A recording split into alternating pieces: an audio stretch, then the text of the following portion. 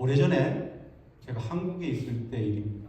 어느 주일 오후에 주일 예배를 드리고 와서 CBS 기독교 방송 채널을 켰더니 마침 그날따라 CBS 방송에서 선교기금 모금 생방송을 하고 있었습니다.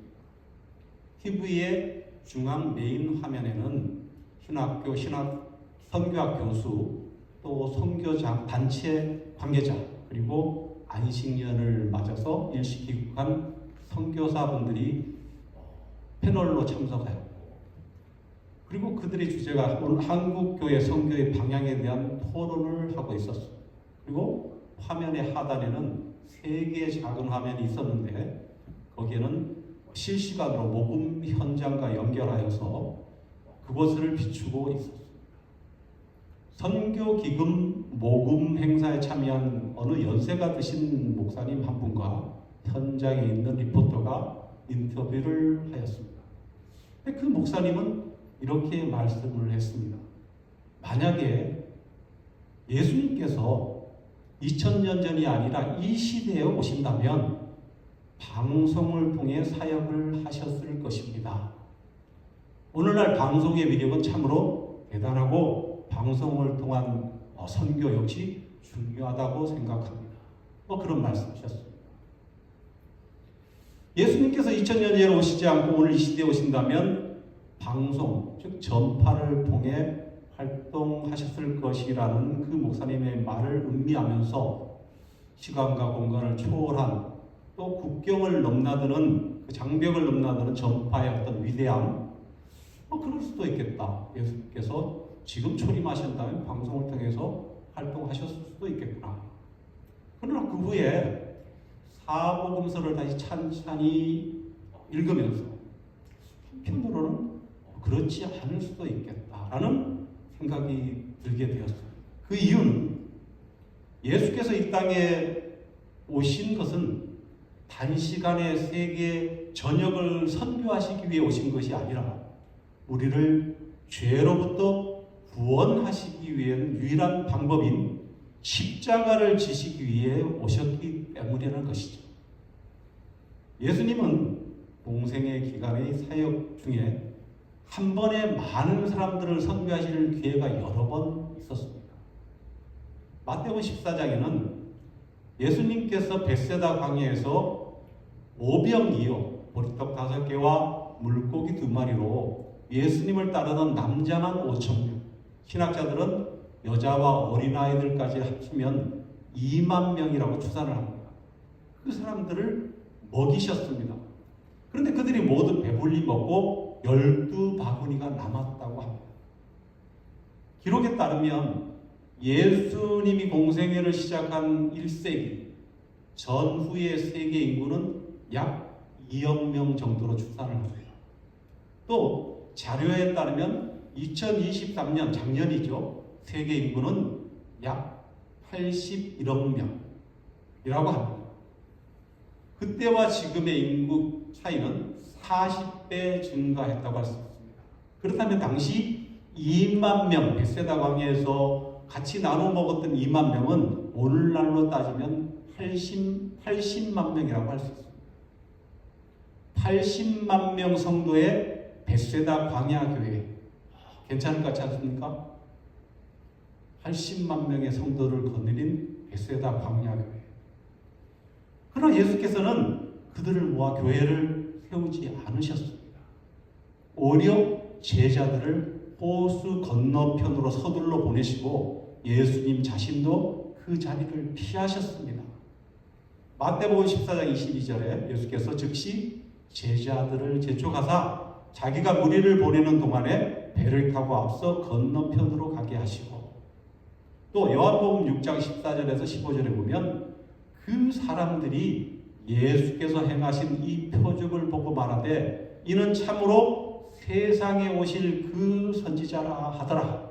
그러므로 예수께서 그들이 와서 자기를 억지로 붙들어 임금으로 삼으려는 줄 아시고 다시 혼자 산으로 떠나가십니다.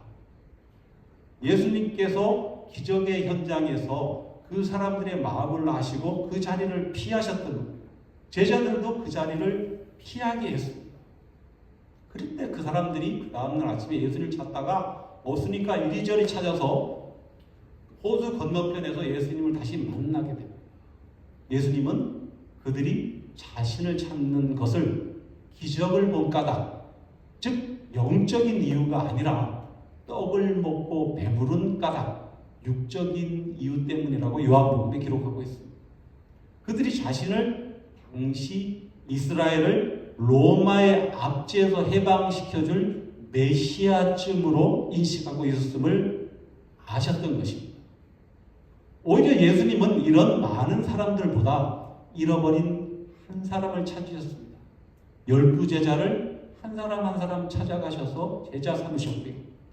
수가성 우물가에 한 여인, 남편 5이 있었고 지금 살고 있는 남자도 내 남편이 아니라고 한 그 여인 한 사람, 그리고 베데스다 연못가에 38년 된 병자 한 사람, 또 다메섹으로 가는 도상에서 다른 많은 주위의 사람들이 있었지만 오직 사도 바울 한 사람, 그리고 오늘 살펴볼 삭개오 이르기까지 예수님은 한 사람을 찾으셨습니다.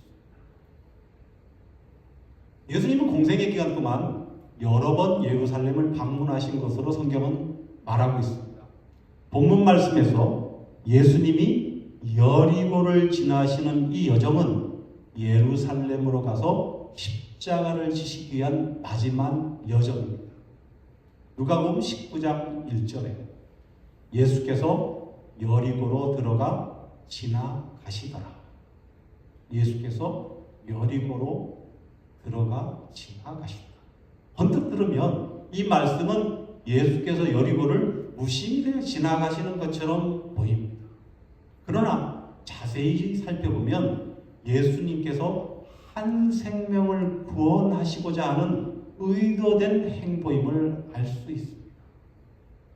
이 여리고라는 지명 속에 성경은 세리장 삭개오가 겪고 있는 상황과 갈등, 그리고 그의 구원에 대한 열망을 우리에게 알려주고 있는 것입니다. 우리 기억을 좀 더듬어서 신구약 성경을 통틀어 여리고라는 지명이 처음 등장한 것은 지난주에도 한번 살펴봤지만 여호수아서 2장입니다. 여러분의 이를 돕기 위해서 보충 설명을 좀 드리면, 하나님께서는 이스라엘 백성들을 430년 애굽의 종살이를 마치고 모세의 인도하에 출애굽, 즉 엑소더스 하게 하시죠. 모세는 가데스 바네아라는 곳에서 각 지파에서 한 명씩 대표를 뽑아서 12명의 정탐꾼을 선발하고 40일 동안 자기들이 들어갈 가나안 땅을 정탐하게 했습니다. 지형을 살펴보고, 그 다음에 거주민들은 어떤지를 살펴보고, 땅이 비옥한지 등을 살펴보도록 했습니다. 그 결과 우리가 잘 아는 대로 10명의 정탐꾼은 우리는 그 땅 거민들에게 메뚜기와 같은 존재라는 부정적인 보고를 했습니다. 다만 여호수아와 갈렙 두 사람만이 하나님이 우리와 함께 하시면 그들은 우리의 먹이라, 그들은 우리의 밥이라 하고 긍정적인 보고를 하게 되죠. 10명의 보고를 접한 이스라엘 백성들이 하나님을 원망하고 하나님을 욕하고 차라리 애굽으로 돌아가는 것이 낫겠다고 한탄하였습니다. 하나님은 진노하셨고 백성들은 20일 정도만 도달할 수 있는 가나안 땅을 정탐한 날수 하루를 1년으로 해서 40년을 광야에 떠돌게 되죠. 이로 인해 여호수아와 갈렙을 제외한 출애굽 1세대는 모세를 포함하여 광야에서 모두 죽게 됩니다. 출애굽 2세대를 이끌고 시딤이라는 곳에 도달한 여호수아는 요단강을 건너 가나안 땅 입성을 눈앞에 두고 난공불락의 성 여리고를 마주하게 되는 겁니다. 모세에게 배운 대로 여호수아도 2명의 정탐꾼을 여리고 성에 침투시킵니다. 2명의 정탐꾼은 자연스럽게 기생 라합이라는 여인의 집에 숨어들게 되죠. 왜냐하면 라합의 집은 성문에서 가깝고 성벽 위에 집을 짓고 살고 있었기 때문입니다. 한글 성경에, 그러니까 그러니까 기생이라고 번역된 히브리어 썩 잘된 표현이 사실 아닙니다. 자나라는 히브리어는 동사로 사용되었는데 그 원뜻이 매춘부가 되다, 간음하다, 매춘을 하다라는 뜻을 갖고 있습니다. 그 시대에 무슨 매춘부가 있었을까 하고 의아해할 수 있습니다만 라합은 우상을 숭배하는 아모리 족속이었고요. 그들은 바알과 아세라 신 등 여러 우상들을 숭배하고 있었는데 그들이 우상에게 제사를 지낸 후에는 신전에서 성행위를 하였습니다. 그리고 라합은 그 상대역의 창녀였습니다. 기생 라합은 매춘부라는 자신의 신분 때문에 여리고성 안쪽 성 안에 깊이 들어가서 사람들과 함께 살 수가 없었습니다. 따돌림을 받은 것입니다. 이스라엘 백성이 여리고로 쳐들어올 것이라는 보고로 여리고성은 긴장 속에 있었고 정탐꾼들이 스며들었다는 첩보는 여리고성의 왕에게 즉시 보고되었습니다. 그리고 왕은 정탐꾼을 체포하기 위해 병사들을 성문 곁 기생 라합의 집으로 출동시킵니다. 그런데 성벽 위에 집을 짓고 살고 있던 기생 라합은 이스라엘 정탐꾼들을 지붕에 버려놓은 3대에 숨기고 그리고 그들을 잡으러 온 병사에게 지혜를 발휘하죠. 즉 정탐꾼들이 그곳에 왔다가 산 쪽으로 갔으니 급히 따라가면 잡을 수 있을 것이라고 거짓말을 해서 위기를 모면하게 됩니다. 그 후에 라합은 이스라엘 정탐꾼들에게 하나님에 대한 믿음을 고백하게 되죠. 출애굽기 2장 9절에서 10절 말하되 여호와께서 이 땅을 너에게 주신 줄을 내가 아노니 우리가 너희를 심히 두려워하고 이 땅 주민들이 다 너희 앞에서 간담이 동나니 이는 너희가 애굽에서 나올 때 여호와께서 너희 앞에서 홍해물을 마르게 하신 일과 너희가 요단 저쪽에 있는 아모리 사람의 두 왕 시온과 옥에게 행한 일 곧 그들을 전멸시킨 일을 우리가 들었습니다. 아울러 그녀는 이렇게 말합니다. 11절에 우리가 듣자 곧 마음이 녹았고 너희로 말미암아 사람이 정신을 잃었나니 너희의 하나님 여호와는 위로는 하늘에서 아래로는 땅에서도 하나님이시니라. 그 이스라엘 백성들이 여리고성을 점령할 때 라합과 그의 가족들은 구원받게 되죠. 창에 붉은 줄을 매달라고 해서 그 표시를 보고 구원받게 됩니다. 그리고 라합은 이스라엘 유다 지파의 지휘관인 살몬과 결혼을 하여서 마태복음 1장 예수님의 족보에는 기생 라합이 예수님의 족보에 오른 내용이 있습니다. 마태복음 1장 5절에 살몬은 라합에게서 보아스를 낳고 보아스는 룻에게서 오벳을 낳고 오벳은 이새를 낳고 이새는 다윗을 낳으니라. 즉 구원받은 이 기생 라합은 예수님의 족보에서 예수님의 윗대 할머니가 되는 것이죠. 자, 오늘 우리가 읽어본 본문 말씀 누가복음 19장 1절에 10절에 기원전 13세기 예수님 오실 때를 기준으로 해서 1300년 전 기생 라합을 통해서 삭개오가 처한 현실 그것을 우리에게 알려주고 있습니다. 라합은 같은 동족의 매춘바라는 이유로 왕따당하고 죄인으로 취급받으며 살고 있었지만 믿음으로 구원의 열망을 마음속에 품고 있었습니다. 그리고 구원받은 후에는 예수님의 족보에 오르는 인생이 되었습니다. 이런 라합의 인생은 1300년 후에 여리고에 살고 있는 삭개오의 처지를 우리에게 조명해 주고 있습니다. 본문이 세리장 삭개오 이야기는 우리가 너무 잘 알고 있는 주일학교 때부터 들어온 아주 친숙한 내용이죠. 그러나 이 본문 말씀을 통해서 하나님께서는 오늘 우리에게 이 시대에 우리 교회가 또 이 시대에 우리 크리스찬이 회복해야 할 것 세 가지를 일깨워 주십니다. 첫 번째로 붕괴된 기독교 가치관, 크리스찬의 가치관의 회복을 하나님께서는 말씀하십니다. 기독교 가치관을 회복하고 크리스찬의 가치관을 회복하라고 말씀하시는 것이죠. 누가복음 19장 2절 삭개오라 이름하는 자가 있으니 세리장이요 또한 부자라. 여기서 또한이라고 우리 성경에 번역된 헬라어 원어 카이 접속사입니다. 접속사. 카이는 그리고 그러나 또한 조차, 정말로 뭐 이런 뜻, 여러 뜻이 있습니다. 근데 그 중에 오늘 말씀에 꼭 맞아서 찝어서 썼으면 좋을 만한 뜻이 역시, 역시, 당연히, 역시. 삭개오라 이름하는 자가 있으니 그는 세리장이요 역시 부자라. 무엇을 추측할 수 있습니까? 이 말은 삭개오가 날 때부터 부자가 아니고 세리장이기 때문에 부자가 되었음을 의미하고 있다는 것이죠. 삭개오가 살던 시대 이스라엘은 로마의 지배를 받고 있었습니다.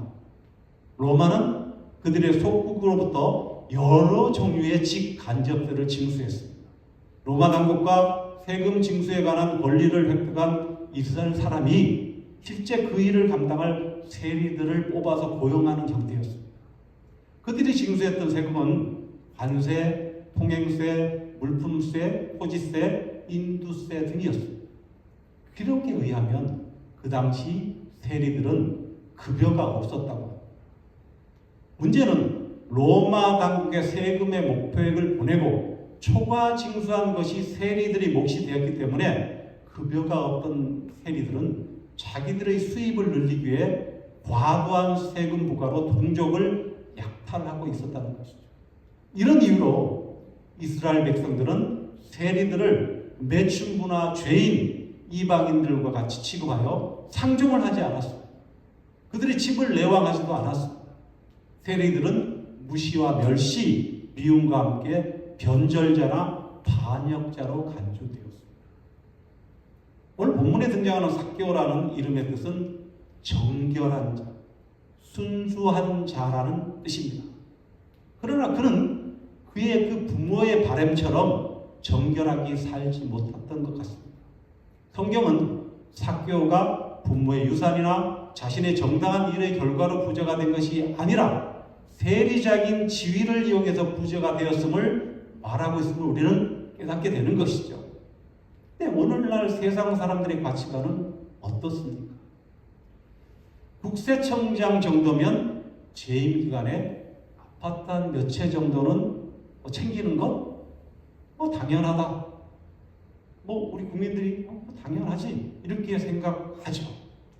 2013년 8월 9일자 한겨레 신문에 의하면 전 현직 국세청장 20명 중에서 9명이 부정축제로 감옥에 갔다고 보도하고 있습니다.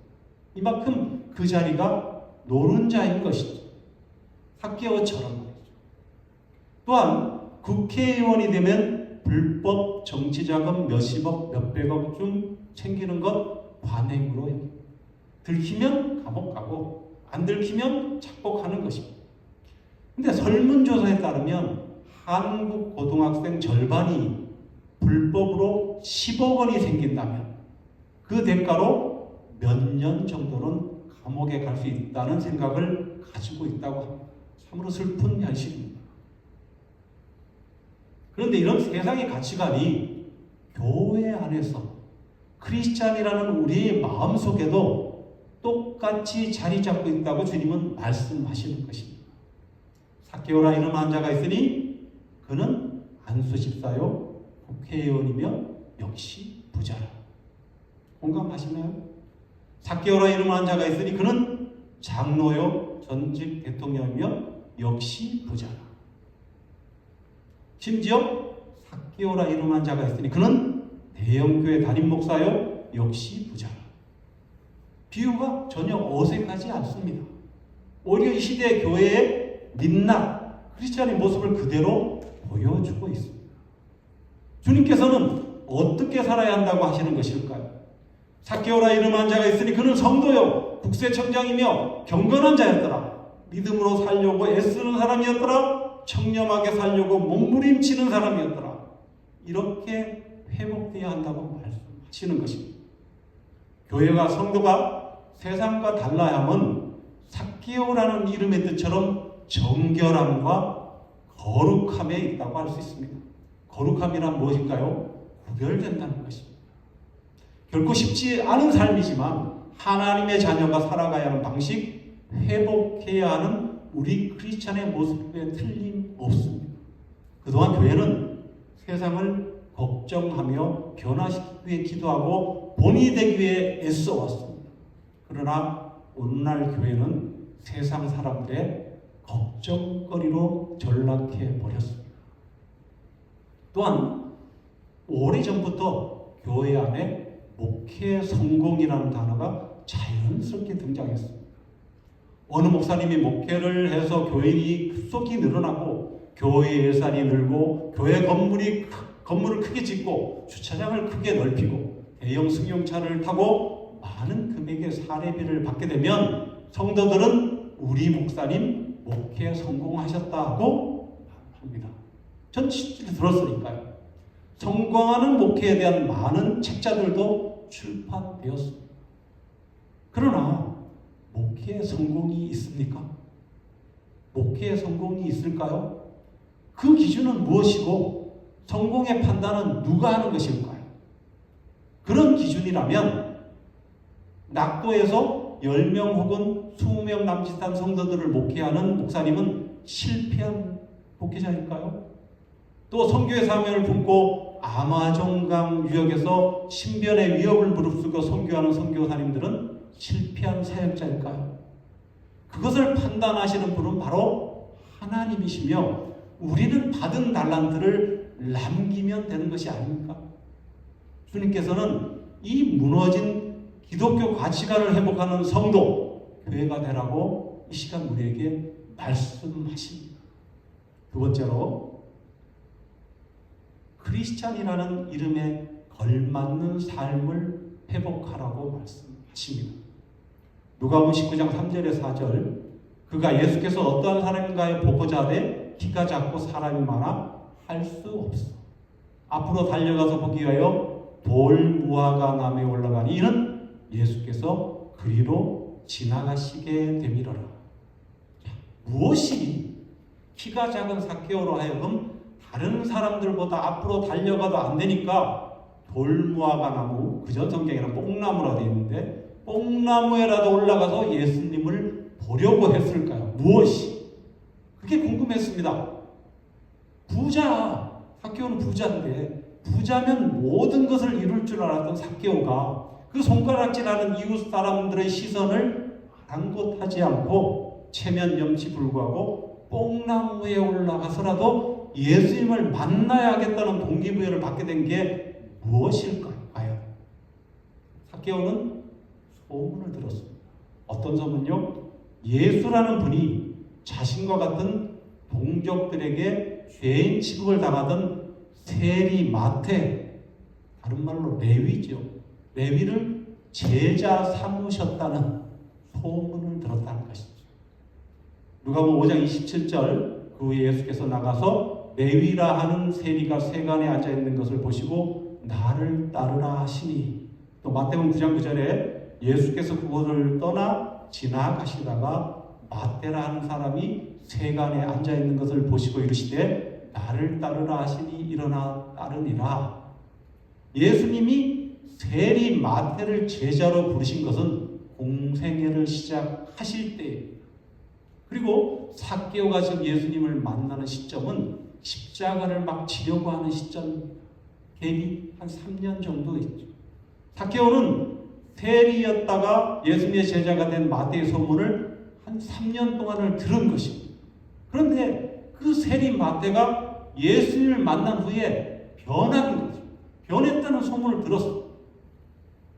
동네 사람들조차 예수께서 삭개오의 집에 들어가시자 죄인의 집에 저가 들어갔다고 수군댔습니다. 누가복음 19장 7절 무사람이 보고 수군거려 이르되 저가 죄인의 집에 유하러 들어갔도다 하더라. 이웃들은 죄인이라고 상종도 않는 세리를 제자 삼아주신 예수, 그리고 그 예수님의 제자가 된 후에 변화된 마태의 모습을 소문으로 들었던 삭개오는 그 예수님을 내가 꼭 좀 만나야겠다는 간절한 생각이 염치체면 불구하고 뽕나무로 올라가게 만들었습니다. 우리 자신을 한번 돌아봅시다. 저를 포함해서.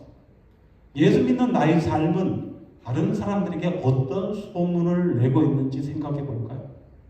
사람들이 그 친구가 믿는 예수라면 나도 믿고 싶어. 그 사람 예수 믿더니 딴 사람이 되었어.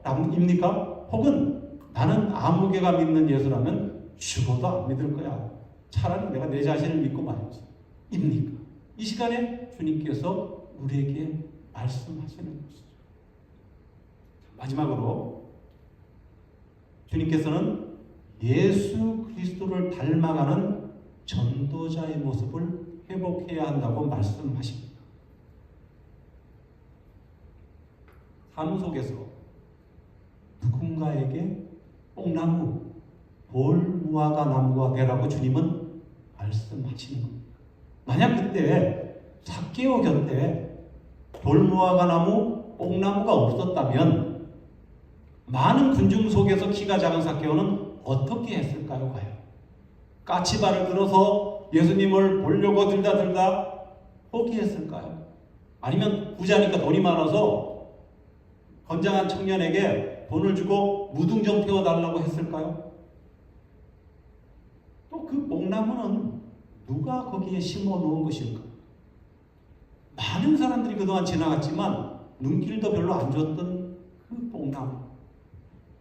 그 뽕나무가 삭개오가 예수님을 만나 구원받는 통로로 사용되었다는 것이죠. 천하에 쓸모없을 것 같은 여리고 마을 길 옆의 그 뽕나무가 말입니다. 근데 주님께서는 우리에게 누군가를 위한 뽕나무가 되라고 말씀하시는 거죠. 주님은 삶의 현장에서 우리의 희생, 겸손, 섬김을 요구하십니다. 우리가 살아가는 세상에서 뽕나무가 되어서 예수 그리스도의 증인된 삶을 살라고 말씀하시는 것입니다.